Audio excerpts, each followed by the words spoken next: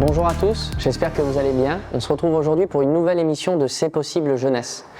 Et aujourd'hui, je suis avec une nouvelle invitée. Bonjour. Bonjour, Est-ce que tu peux te présenter? je me présente, je m'appelle Sarah et j'ai 24 ans. Aujourd'hui, tu es dans une église, Oui, tout est possible. dans les réunions de jeunesse. Qu'est-ce que tu fais? Tu témoignes? Tu es avec des jeunes? On témoigne, on chante, on passe un moment dans la présence de Dieu. Chacun est béni et chacun dit ce qu'il a reçu aussi à la fin. Alors, aujourd'hui, on va avoir un sujet particulier qui a touché ta vie et je crois qu'il va aussi toucher la vie des personnes qui nous écoutent. C'est la solitude. Elle a passé par un grand temps et un grand moment de solitude et d'isolement. Et je sais que les jeunes passent souvent par ces situations-là. Et je crois qu'il y a une solution pour toi aujourd'hui. Donc on va écouter son témoignage pour pouvoir aider et transformer encore des vies. Est-ce que tu peux nous expliquer ton histoire? Alors moi, dès mon très jeune âge, j'étais une fille renfermée, une fille qui sortait pas, une fille que quand j'allais parler à quelqu'un, en fait, je n'avais pas les mots pour échanger.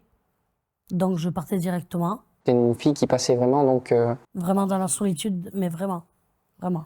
Et qu'est-ce qui causait vraiment ça? C'était le fait que tu n'arrivais pas à parler ou il y avait d'autres choses? C'était le fait que j'arrivais pas à parler, c'était le fait aussi des moqueries, le fait que quand je faisais quelque chose, il y avait pas mal de gens qui me disaient non, tu n'y arrivais pas ou non, tu sers à rien. Et vraiment, j'avais vraiment des pensées comme ça, envers les autres, méchantes vers moi. Donc il y avait des mauvaises paroles. Voilà, et moi, à chaque fois, au lieu de les rejeter, en fait, je les prenais. Et quand je les prenais, et ça me faisait mal. Et en fait, je restais butée pendant 4 ou 5 jours dessus. Et je n'arrivais pas à m'en défaire. Et donc il y a certaines personnes qui étaient méchantes avec toi, qui disaient des mauvaises paroles. Et quand il y avait des personnes qui n'étaient pas méchantes avec toi, comment tu réagissais avec eux? Franchement, j'étais rebelle. Ouais. Tu te rebellais quand même avec eux. Oui, parce qu'en fait, je me disais, il y a un vrai amour, mais en fait, il y a un faux. Donc, de quel équilibre je fais? Et c'est ça que je n'arrivais pas à comprendre. Parce que, par exemple, une personne allait être gentille avec moi, je me disais qu'il y avait quelque chose d'autre derrière, que c'est pas possible qu'elle serait gentille avec moi. T'avais pas confiance. Voilà, non. T'avais raison ou t'avais tort? Des fois, avec les bonnes personnes, j'avais quand même tort. T'avais quand même tort. Et t'avais généralisé en fait le problème. Et comment t'as fait donc pour t'en sortir? Donc, j'ai commencé à aller dans les réunions de jeunes. Ça me faisait du bien, il y avait la parole, tout ça. Et en fait, quand j'ai fait après une mise à part avec Dieu, en fait, je voyais, il me montrait tout le contraire. De l'amour, de l'espérance, de la patience, en fait, envers les personnes qui étaient bonnes envers moi. Et quand il me montrait ça, en fait, je voyais que oui, qu'il y avait du vrai dans cette vie. Et quand t'es arrivé au début avec le groupe de jeunes, t'as ressenti la même chose que partout ailleurs ou tu t'es senti bien? En premier, je me sentais renfermée parce que je pouvais pas donner cette confiance à des personnes que je connaissais pas. Mais après, au fil du temps, tout ça, quand j'allais dans une réunion, 2 réunions, 3 réunions, 4 réunions de jeunes, en fait, après, je me sentais bien. Je me sentais quand même à ma place dedans. Et donc c'est à l'écoute de la parole qu'il y a eu un déblocage? C'est à l'écoute de la parole et c'est justement qu'après, il y avait des problèmes, mais c'était vraiment à l'écoute de la parole. Mais je pouvais l'écouter 5 minutes, après, par contre, il fallait que je m'en aille. Parce que j'arrivais pas à rester. C'était trop dur pour toi. T'as persévéré, t'as arrêté, qu'est-ce que t'as fait? J'ai persévéré, justement, juste à temps d'avoir ce que Dieu voulait pour moi. Et oui, justement, je venais chercher ma délivrance aussi, d'un côté. Et donc au fil des réunions, qu'est-ce qui s'est passé? Au fil des réunions, après, j'étais bien.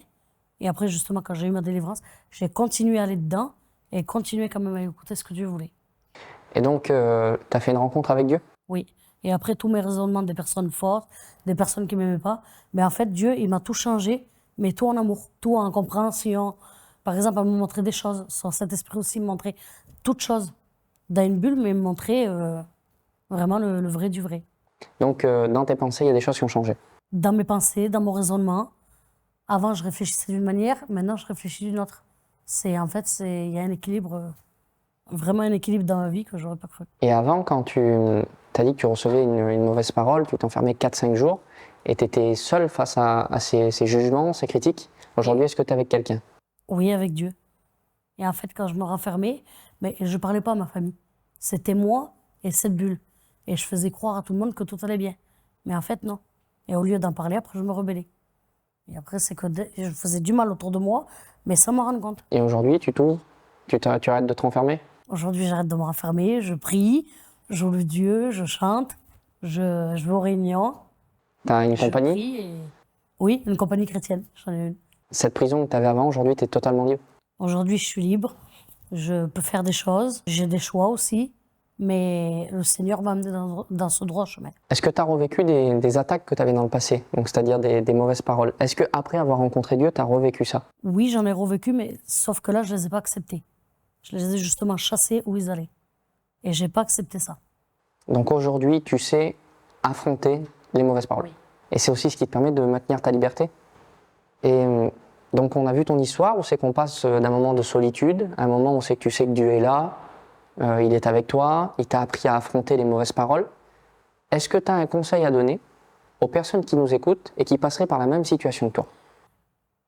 Si j'aurais un conseil à donner aux personnes qui passent pareil que moi, ben justement, quand il y a un problème, aller voir les familles aussi, aller voir notre entourage pour justement parler avec eux, mais aller voir aussi Dieu.